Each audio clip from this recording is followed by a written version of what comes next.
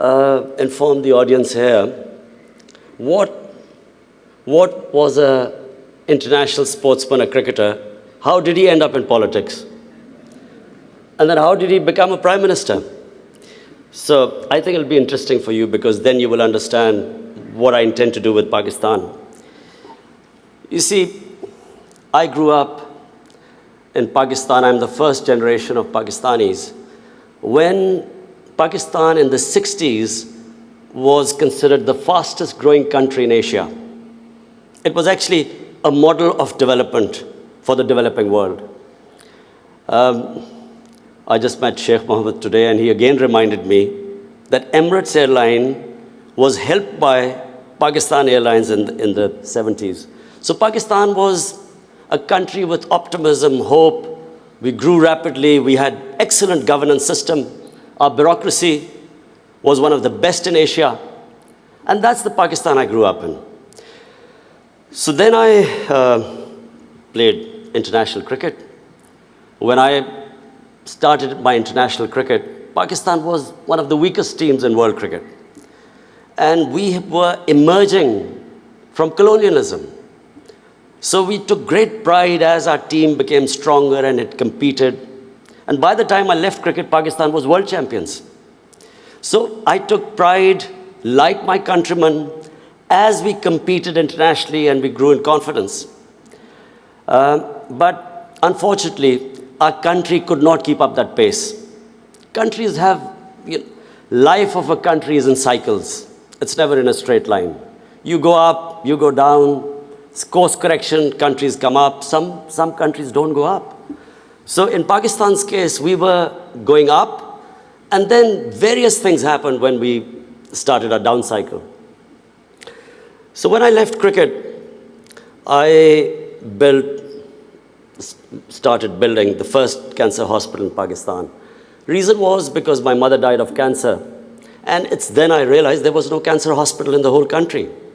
And then it occurred to me that people like me who were well off, I could afford to take my mother for treatment abroad. But what happened to the common man? Cancer is one of the most expensive treatments. So I started this movement, really. I went into the public to collect money to build this hospital. And so I'm just explaining to you how I got into politics. So one was cricket, watching our country go up as a cricketing nation, the pride that we could compete internationally and become world champions. Second was this cancer hospital. When I went to the public to collect money, I realized that our people are very generous and strong. Poorest of the poor people supported me. And I did what no one ever thought would happen, is that from public, I eventually collected money and built the hospital. And not just that I built it. It's a cancer hospital where 80% of patients get free treatment. Cancer treatment is one of the most expensive treatments. So then first I built it, and then to run the hospital, I again went to the people. And so it is the only private cancer hospital in the world which treats 80% people free, because it's the people who donate to the hospital. They built it, they run it. So I kept thinking, why is it that people are so generous to build a hospital and run it, but why don't they pay taxes? We were a country, and then I discovered we're a country which is amongst the top 5 countries in giving charitable donations. But at the same time, we are right at the bottom in giving taxes. And the reason was that people did not trust the government. They thought that their taxes were wasted by the government. It was spent on the lavish lifestyle of the ruling elite. So why would people pay taxes? And of course, then the levels of corruption, because corruption is basically stealing taxpayers' money. But there was a third reason why I ended up in politics. And that was, I watched, first of all, I used to play professional cricket in England. So half my year was in England and then half in Pakistan. And I saw how a developed country, how the institutions worked, why they went ahead, how the governments were accountable, how there was meritocracy. And above all, how there was human development, the money spent on human beings. So I could compare what was going on in Western countries, and then I could see what was happening in our own country. But then I also saw other countries develop. And one of them was UAE. I used to play cricket in UAE from 1980 onwards, and I saw UAE kept developing. And then afterwards, we saw China develop.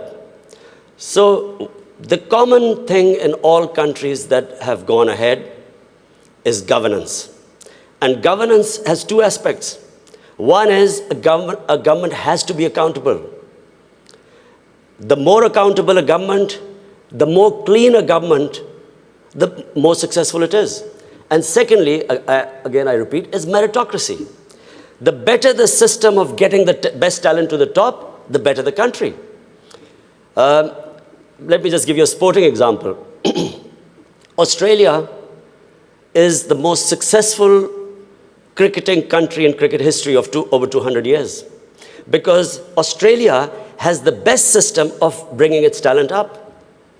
Pakistan, in my opinion, and I'm not prejudiced, I understand cricket better than probably everyone in this hall. Pakistan has the greatest talent. Of all the countries I've played, I've never seen as much talent as in Pakistan. But we do not have a system of bringing that talent up. So what's the point of having great talent if you do not have a system of meritocracy which brings the talent up? And that's in every field. In the 60s, the reason Pakistan went up, because our civil service exam was the toughest. It was the most, all the young people wanted to go into Pakistan civil service. It was the toughest exam. We had the best talent that came up. And in 60s, the reason we progressed, one of the main reasons, was a civil service of very high quality. And gradually, as our system of merit went down, so did the country. So I wanted Pakistan to go up. And as I said, I saw UAE going up. The way each year you came, it changed. It got better and better. And similarly, and of course the greatest example is China. For me, the thing about China, which is just remarkable, no nation in the history of mankind has done what China has achieved. In 30 years, they have brought 700 million people out of poverty. It is just a phenomenon which has never happened in human history. And of course, my motivation, again, of the Pakistan I wanted to see was based, and I'm a student of history, Islamic history especially, was on the Prophet, or Prophet, peace be upon him, the state of Medina, which he created. Now, why do I say the state of Medina? Because the state of Medina laid the foundation of one of the greatest civilizations in the history of mankind. The principles that found the foundation of the state of Medina is what, for the next 700 years, was the greatest civilization on earth. And what were those principles? The state of Medina was founded on incredible principles of justice and humanity. It was the first time a welfare state was made, a state that took responsibility of the weak, what China has done right now. That was the state of Medina, where first time a state took responsible for its poor, its weak, its orphans, its widows. In the state of Medina, the first time pensions were created. Old people were also, it was a humane state. And secondly, there was justice, rule of law. These were the two main things. And the third thing, the Prophet of Islam, peace be upon him, made seeking knowledge a sacred duty. The word was that even if you have to go to China to seek knowledge, you must. Those days going to China meant not coming back. So the emphasis on seeking knowledge. For the next 700 years, all top scientists were Muslims. And that was the state of Medina. It laid that foundation. And then the way minorities, other religious people were treated. The Prophet signed famous the Misak-e-Medina. There's still a letter in St. Catherine's Church which was signed with the Christians that your places of worship will be, till the end of time, they will be protected by Muslims. Secondly, that no forcible conversions would be in Islam. Thirdly, the Prophet's last sermon, it is a charter of human rights. It's about how human beings are equal. So it was a humane state created, rule of law, emphasis on education, that led to the growth of Muslim civilization. So this is, in Pakistan, we want the same basis of our state. The rise of what I believe, the way our country will rise, it will go back to those principles. We must, number one, have rule of law, everyone equal before the law. State must be accountable. We must have a welfare state where the state must take responsibility of its poor people. Half our population is on the poverty line or just above, and about 25% are below the poverty line. The state must take responsibility. All policies of the state must be, like in China, how do we lift the people from the bottom?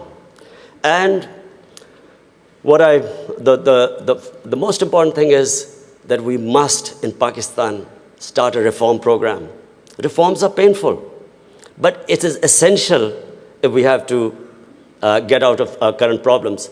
So, first of all, I joined politics in '96.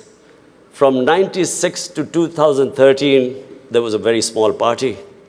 Most of the time, it was one step up and 3 steps down.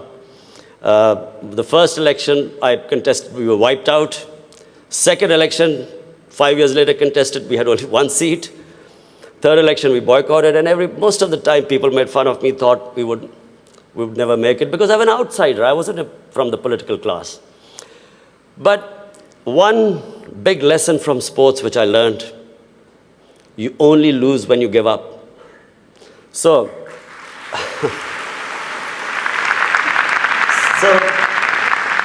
kept learning from my mistakes, kept getting up, falling, getting stronger. Eventually, we formed government in one of the 4 provinces in 2013.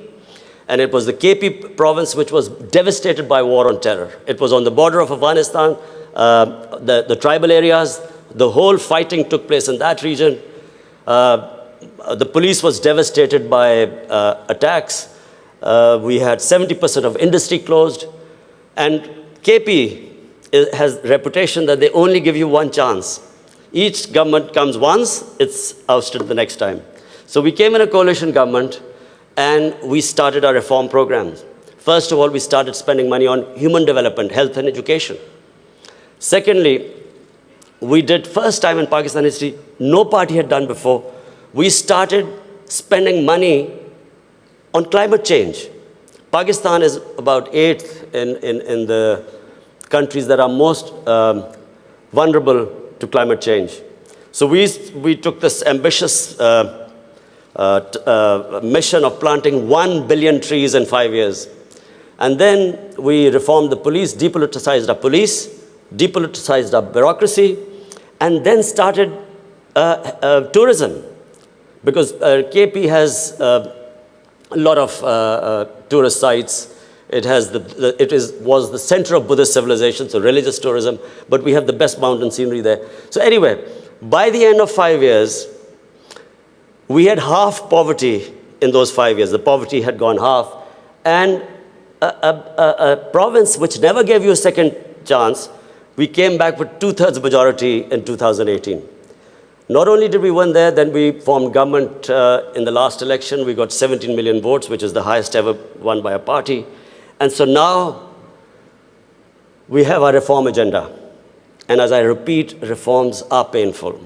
You know, when you take reforms, when you make reforms, people suffer. They go through difficult times. It's like a surgery. When you conduct surgery, for a while, the patient suffers, but then he improves. The worst thing that can happen to a society is that you keep postponing reforms because of the fear that you will have opposition, the vested interest will stand up, and you don't do reforms. So we've started on an ambitious reform program.